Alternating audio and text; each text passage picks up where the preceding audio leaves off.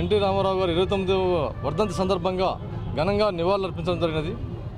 సమాజమే దేవాలయం, ప్రజలే నా దేవుళ్ళు అనే సంకల్పంతో రామారావు గారు ఆ రోజు ఏ విధంగా అయితే పార్టీ స్థాపించారో, బడుగు బలహీన వర్గాల కోసం పార్టీని స్థాపించి తదనంతరం సంక్షేమ పథకాలకు పెద్దపీట వేస్తూ, అసలు సంక్షేమం అంటే తెలియని విషయాల్లో తెలియని టైంలో సంక్షేమ పథకాలని చెప్పి కిలో బియ్యం పథకం తీసుకొచ్చారు. అదేగాక 1 కాదు 2 కాదు చెప్పాలంటే ఆయన మన మధ్యన లేకున్నా కూడా ఈరోజు ఆయన స్మరించుకుంటామంటే ఆయన చేసినటువంటి సంక్షేమం అభివృద్ధి మారుపేరుగా ఉంది.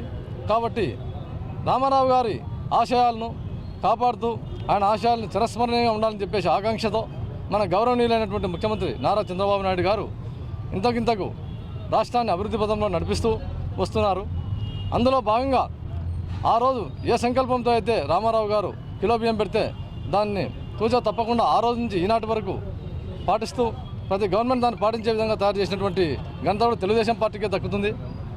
ఇకపోతే ఇప్పుడున్నటువంటి రాష్ట్రంలో తెలుగుదేశం పార్టీ ఎట్లుందంటే బడుగు బలహీన వర్గాల కోసం పెట్టినటువంటి పార్టీ తెలుగుదేశం పార్టీ అని కూడా మాలాంటి వాళ్ళను అతి చిన్న స్థాయిలో ఉన్నటువంటి వాళ్ళను కూడా ఎంపీలుగా లోక్సభ స్థానానికి పంపించి తెలుగుదేశం పార్టీ యొక్క గొప్పతనాన్ని చాటుకుందంటే దానికి గౌరవనీయులైన ముఖ్యమంత్రి గారు ఎన్టీఆర్ గారి ఆశయాలను ఎంత ముందరకు తీసుకుపోతున్నారో ప్రజలంతా గమనించాలి.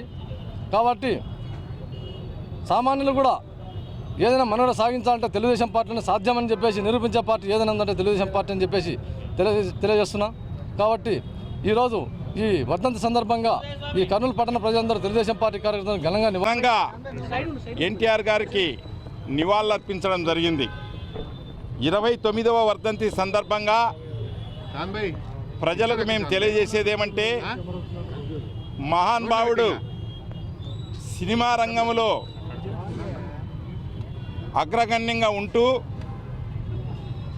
ఇంకా అవకాశాలు డబ్బులు సంపాదించేది ఉండినా వాటిని మానుకొని ప్రజల కోసం ఆంధ్ర ప్రజానీకానికి వచ్చి 9 నెలల్లోనే పార్టీ పెట్టి ఆంధ్రప్రదేశ్ ముఖ్యమంత్రి అయినటువంటి, అలాగే గిన్నిస్ బుక్లో రికార్డు కొట్టినటువంటి ఏకైక వ్యక్తి అన్న ఎన్టీఆర్.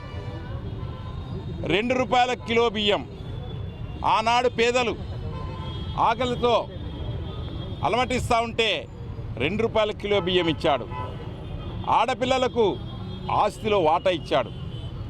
ముఖ్యంగా బీసీలకు, బడుగు వర్గాలకు ఈరోజు ఎన్టీఆర్ గారు ఇది బీసీల పార్టీ అని చెప్పి ప్రత్యేకంగా గుర్తింపించి అందరికి కూడా రాజకీయ అవకాశాలు ఇచ్చినటువంటి వ్యక్తి భారతదేశంలోనే ఎన్టీఆర్.